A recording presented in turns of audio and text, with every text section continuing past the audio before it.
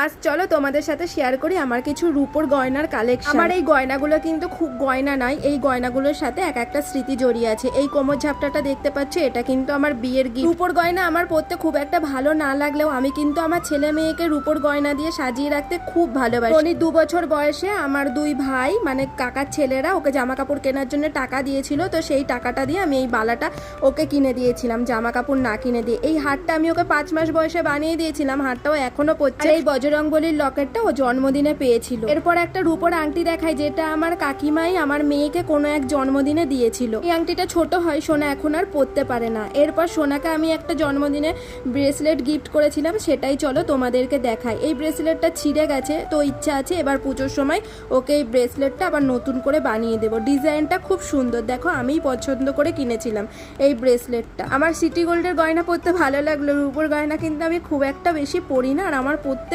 অত একটা ভালো লাগে না, কেন বুঝতে পারি না। তো যাই হোক, এবার চলো এবার একটা কোমর বিছে দেখায়, যেটা আমার মেয়ে ইউজ করেছে প্লাস আমার ছেলে ইউজ করেছে। এই কোমর বিছেটারও একটা গল্প আছে। ছোটবেলায় আমার মা আমাকে এরকম একটা কোমর বিছে পরিয়ে রাখতো, সেটাই আমার মেয়েকে দিয়েছিল, কিন্তু কিছুদিন ব্যবহার করে সেটা ছিঁড়ে যায়। তারপরে মা আবার এটা নতুন করে বানিয়ে দিয়েছিল মেয়েকে। এরপর আমার বরের একটা মুক্তোর আংটি, ও কবে খুলে রেখে গেছে আমি জানি না। আর এই 3 ধাতুর এইটা দেখতে পাচ্ছ হাতির মুখের, এটা আমি বিয়ের পর বানিয়েছিলাম। এরপর ননির 5 মাস বয়সে বানিয়ে দেওয়া হয়েছিল 2টো পায়ের মল, যে মল দুটো আমি এখনো যত্ন করে রেখে দিয়েছি, কিছু করার ইচ্ছা নেই আপাতত ওইটা দিয়ে। এবার একটা তাবিজ দেখতে পাচ্ছ, এটা আমি ননিকেই বানিয়ে দিয়েছিলাম, কিন্তু ননি এখন আর পরে না, ওর না স্কুলে এইসব পড়ে যাওয়া বারণ ওই কারণের জন্য।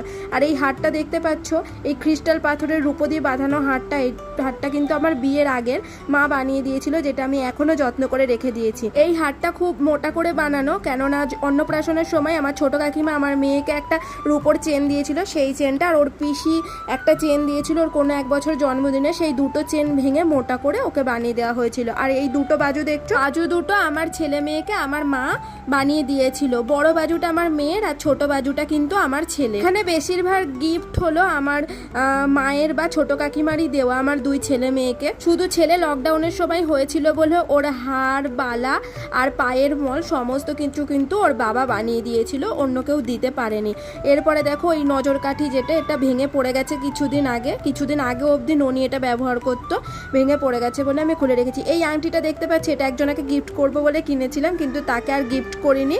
আর এই আংটিটা বাবা গত বছর তার আগের বছর সোনাকে টাকা দিয়েছিল, সেই টাকা দিয়ে ও পুজোর সময় কিনেছে। বেশিরভাগ সময় টাকা পয়সা যখন আমার হাতে আসে আমি ওদেরকে এই জিনিসগুলোই কিনে দিই। সোনা যখন এই আংটিগুলো পরে তখন ওর হাতগুলো বেশ সুন্দর লাগে। এরপর আমি কিছুদিন আগে একটা 3 ধাতুর লোহাও কিনেছি, যেটার মধ্যে রূপো, লোহা, তামা দেওয়া রয়েছে। আর আমাদের মামের 4 জোড়া পায়ের নুপুর রয়েছে, যেগুলো তোমাদের সাথে শেয়ার করতে ভুলে গেছি, তার আগেই আমি ভিডিওটা শেষ করে দিয়েছিলাম। চলো তাহলে তোমরা সবাই অনেক ভালো থেকো, অনেক সুস্থ থেকো।